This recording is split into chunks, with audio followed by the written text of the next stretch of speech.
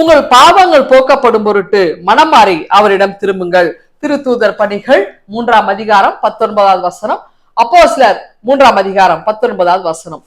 இன்றைக்கு William Tyndale அப்படின்னு சொல்லக்கூடிய ஆங்கிலத்திலே திருமறை மொழிபெயர்த்த மொழிபெயர்ப்பாளருடைய திருநாள். இவரை இந்த திருமறையை மொழிபெயர்த்த ஒரு குற்றத்திற்காக இங்கிலாந்து அரசர் உயிரோடு எரித்து கொண்டார். அப்போ அக்டோபர் மாதம் 6ஆம் தேதி 1536ஆம் ஆண்டு இவர் இரத்த சாட்சியாக உயிருடன் எரித்து கொல்லப்பட்டார். அப்ப அவர் உயிரோடு எரிக்கிறதுக்கு முன்னாடி, அவர் எரிந்து சாம்பல் ஆகிறதுக்கு முன்னாடி என்ன சொல்றாருன்னா, கடவுளுக்கு மன்றாடுறாராம், கடவுளே இந்த இங்கிலாந்து அரசர் மனம் மாற அவருடைய கண்களை திறந்தருளும், எப்படியாவது நீங்க அவரை மனம் மாத்திருங்க அப்படின்னு சொல்லிட்டு அது ஜபமாக அது போய் கடவுளுடைய சன்னிதானத்தில் விழுது.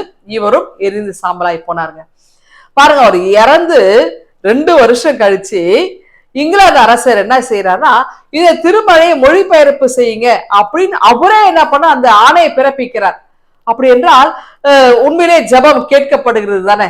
அப்ப அவர் சாகும்போது என்ன மன்றாடினாரோ அது 2 வருடம் கழித்து அது நிறைவேற்றப்படுகிறது. இந்த திருமறையில கூட பாத்தீங்கன்னா, பழைய ஏற்பாட்டு நூலான இந்த உபாகமம் நூல் யோசியா அப்படின்னு சொல்லக்கூடிய அரசன் ஆலயத்தை பழுது பார்க்கும்போது அவருக்கு கிடைத்ததாம். அந்த உபாகம நூல், அவர் சிறந்த ஒரு அரசர், அவரை மாதிரி நல்லாட்சி யாரும் புரிய முடியாது. அப்போ அந்த யோசியா அரசு என்ன செய்யறாருன்னா, அது உபாகம நூல், அதான் சட்ட நூல், சட்ட தொகுப்பு, கான்ஸ்டிடியூஷன். அப்போ இந்த கடவுள் கொடுத்த அத்தனை சட்டமும் அதுல இருக்கு. அதை பெண் தீர்க்கதரிசியர் உள்தாள் வழியா அதை கேட்டு தெரிஞ்சுக்கிறார்.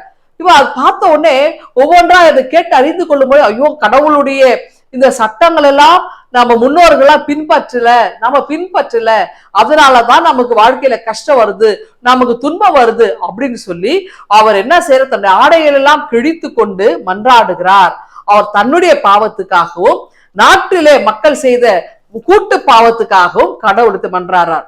அப்போ ஒரு பெரிய அரசன் அவர் என்ன செய்யறாருன்னா, தன்னுடைய பாவத்துக்காகவும் பிறருடைய பாவத்துக்காகவும் தன்னுடைய ஆடைகள் எல்லாம் கிழித்து கொண்டு ஆண்டவருக்கு மன்றாடுகிறார் அப்படின்னா, அப்போ எவ்வளவு சிறந்த அரசனா இருப்பார்.